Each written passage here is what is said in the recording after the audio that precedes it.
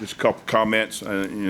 Last week's game, obviously it was not the way we intended to start that game. So, it's one of those plays. It's one of those plays you want to stay away from. It's one of those plays that, to be quite honest with you, shouldn't have happened, but it did. The good thing is our kids stayed together. Nobody pointed any fingers, and we played some pretty good football after that. But never want to start games that way. With that said, I'll go ahead and start taking questions. Start right up front here with Sam. What kind of challenges does facing a versatile quarterback like Josh Dobbs present for defensively your scheme and what you want to do? Well, it's always, a little bit more difficult. But again, I've had a conversation, and you can remember a conversation that I had many years ago. When we saw football headed in this direction, used to you could play football and you didn't worry about the quarterback running the football. You didn't have to figure that in. So what it does is created more big plays on offense because if you don't do a great job of playing the quarterback runs, they're going to rip you apart. There's no question about that. So, but it's something you see every week. It's not all of a sudden, we got this. It's something you see every week. And out of 12 games, we're probably going to play 7 or 8 quarterbacks that are that style quarterback. So it's become more the norm. Here on the right side middle, Ben. Hey, Coach. Why are y'all one of the leaders in the nation in tackles for loss this year? Well, a little bit of it has to do with scheme, and a lot of it has to do with players. We are, and we take pride, and I've said this many times before, we take pride in being a pressure defense. We just don't pressure the passing game. We pressure the run game too. We got fire zones and zone blitzes that we run exclusively just to stop the run. And I think that's part of it. But the other part of it is we got good players. We got good players up front. Our linebackers are playing better, and our safeties. You've seen, when you start getting safeties that are involved for tackles behind the line of scrimmage. That's a good player making a great play. Left side middle, Christy. How have you seen Deshaun develop since you've been here, and what impresses you most about that development? Well, he was a good player, obviously, before I got here. But the biggest thing has been, him gaining some strength and some size. And, he's if Day was the only good end we had on this football team, it would have blown up a long time before. He's a good player. He's a good athlete. But the biggest thing is he's gotten stronger and he's gotten more physical, and he loves to play the game. And he's got some a real skill set. Left side up front, Chavis. Hey, Coach, is there any level of nostalgia that you allow to creep in leading up to games against Tennessee? And what's that like for a coach, kind of compartmentalizing when your past kind of intersects with your present? Well, you know what? It's not anything that I think about. It's been a long time since I was there, and I enjoyed my time there. I got an opportunity to raise a family there. Had an opportunity to go to school there, but it's business. It's business. It's been a long time. I don't even think about it. It's the next game on our schedule. We got to go prepare for a really outstanding football team. They're playing really well. They got athletes all over the field. Probably from an offensive standpoint, probably the most athletes we've seen thus far. We'll go to standing in the back. Daryl. Coach Chavis, what about their ability to, let's just say, never give up? I mean, they feel like they're always in the game. Well, hey, the Aggies are too. No doubt. Right up front, Sam. You alluded a little bit to, I guess, Deshaun being overshadowed a little bit from Miles. When you first got here last spring, when you first saw Miles and Day-Day, what were your impressions of what they were and what you had? Well, we had a chance, obviously, to sit down and look at film, and of course, playing some of the same teams.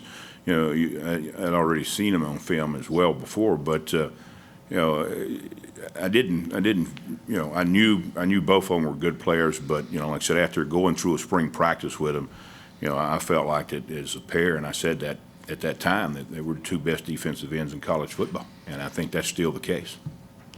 Go to right side middle, Ben, and then we'll go to the back. There was a video of you circulating of you on the field, I guess, talking to a stadium staffer at South Carolina. What was that about?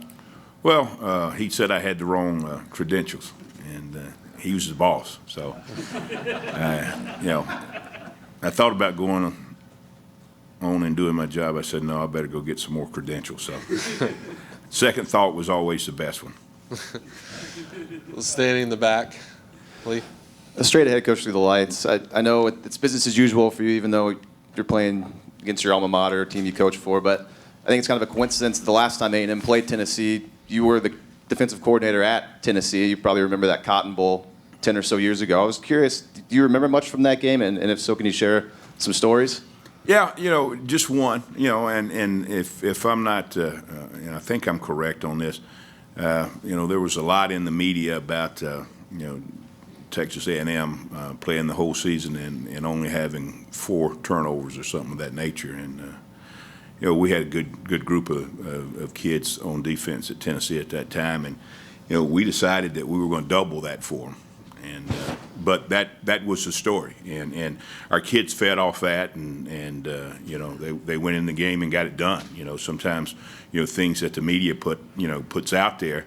Will kind of help the other team a little bit, and that gave us something to feed off as a defensive unit. So, but obviously a very fine Texas A&M team at that time, and our kids played really well, and we were able to win that ball game.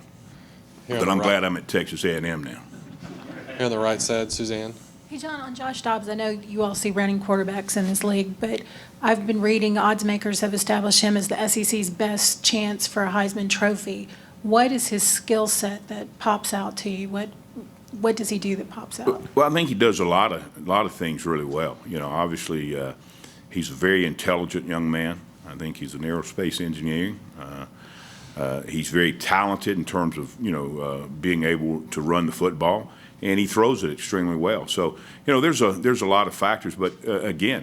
Even so, if a guy's going to win the Heisman, then you got to have people around you. There's not many people that can go out and do that, on their own. And certainly, he's got people around him. He's got great receivers to get the ball to.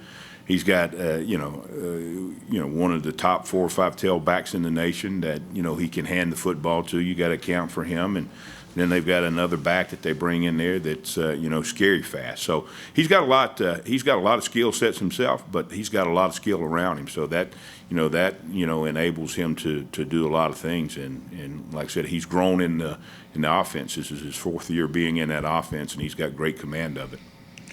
We'll go here on the left side, Scott. Coach, how has offensive changed the game, maybe to take the crowd noise out of it a little bit? I mean, you used to have where it seemed like the crowd had much more impact on offensive signal calling and what goes on there. And does it still, 100,000 plus, still carry that same kind of disruption like you'll have this weekend? Well, I think sure, but the thing that's happened is, offensive is, the way the offensive schemes have changed. They're scoring so much and so fast. I think the fans get tired of cheering. So maybe. Maybe that's the biggest change. But no, the home crowd, and listen, you got to play well for it to be an advantage. And if you play well and you keep them in it, then it's a big advantage. Now, it makes it a little bit tougher for us defensively to communicate. But hey, we want the noise, so we're not complaining about that. We listen, and I've been in every stadium except one in this league, and a lot of other stadiums around the country. I've never been in a stadium that can come alive like this one at Texas A&M. And, it's our job as players and coaches to give our fans something to cheer about. And when we do that, they can do it as well or better than most. On the right side here, Kevin. Coach, when you came in here, what was the number one thing you asked of your defensive players, and have you gotten what you asked for? Well, it all started with, understanding that, we're going to have a system that you can believe in. We're going to teach you that system, and it's a system that's been proven in the SEC. And what we want you to do is buy in. And, I think our players have done that. And, that comes, from the top to the bottom. It starts with Coach Sumlin. Obviously, he has as big or bigger effect than anybody, in the program on our football team, whether it's on the offense or whether it's on the defensive side of the football. But no, our kids have bought into what we're doing, and they believe in what we're doing. And if you don't have that, you have zero chance to win, and that's a fact. Got time for a couple more. Olin, and then you'll wrap it up in the back right side. John, from your perspective, why are y'all so good in the second half and the third quarter in particular? Well, as the game goes on, you should get a better feel for it. What happens is this, and this is just a theory, okay? It's not a fact, but it's just a theory. You work against a scout team, and, it's a little different work. It's a different pace. Even though Coach Sumlin has done a great job of getting us some full-speed work versus our offense, and certainly as the game goes on, and you see things, and it starts to slow down for players. And, when you get to the third quarter, if you don't have it by then, you're not going to have it. So I think that's a big part of it. It's, it goes back to preparation, and you can't go out and just, go against your offensive unit all the time, but we do create, and Coach Sumlin creates those situations in practice for that to happen. But I think that's more what happens than anything else. And in the back, Lee, you'll wrap us up. Kind of piggybacking off that last question, I know it's always important to play well in the second half, and your team, your defense has been doing that, especially though this week against Tennessee, considering the way they've won the past couple of weeks and the whole season, they've played really well in the second half. So, is that even more of a focus this time around? Well, not really. We want to play 60 minutes of football. We want to start the way we want to start.